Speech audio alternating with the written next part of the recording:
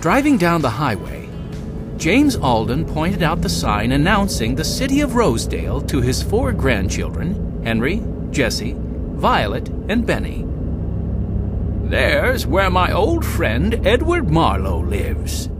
Benny, the youngest, craned his neck. "I see it," he said in an excited voice. "I can't wait to meet Mr. Marlowe," Jessie said. "Did you go to school with him?" Grandfather chuckled. "He was my college roommate. Edward dreamed up all kinds of excitement. He had a lot of pep in those days." He paused. "I'm eager to see him. I haven't seen him for years. He's owned this small zoo for a long time, and I want to see how he's getting along."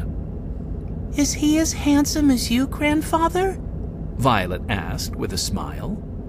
Grandfather laughed. "Edward was a good-looking boy with a mischievous streak."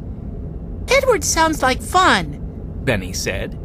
"And his zoo even more fun." "Yes, he does," Henry agreed. "How far does he live from the zoo, Grandfather?" "He lives just 1 block away, just a short walk," Grandfather said. Smiling, Violet leaned back in the seat. She brushed back her hair so she'd look her best for Grandfather's friend. Jessie smiled at her sister. Her thick hair was tangled from the wind, but she smoothed it down and tied it back with a ribbon. "I wish we could have brought Watch," Benny said. "Watch will be fine," Henry said. "You know how Mrs. McGregor spoils our dog."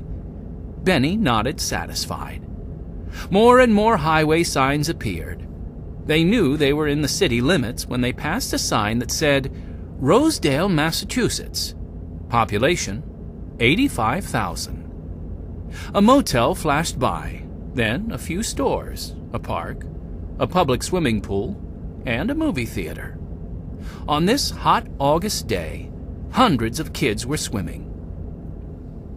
Grandfather swung off Highway 6 onto Main Street, then drove straight for several blocks. "Watch for Hamilton Street," he said, pushing his sunglasses up on his nose. "There it is!" Jessie exclaimed. "Hamilton Street." "Now," Grandfather said, "look for 501 Hamilton." 501! Yelled Benny a moment later, delighted that he'd been the first to spot Edward's house.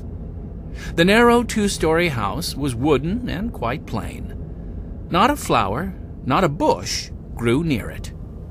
Grandfather stopped the station wagon and the children scrambled out.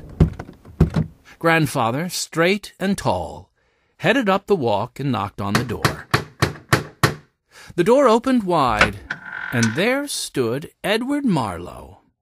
He was a gray-haired man with a pink round face.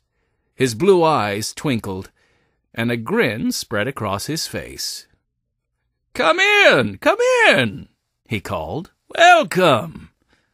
Grandfather grabbed Edward, and the 2 men hugged one another. "Edward, it's great to see you," Grandfather said. "And you too, you old fox," Edward said.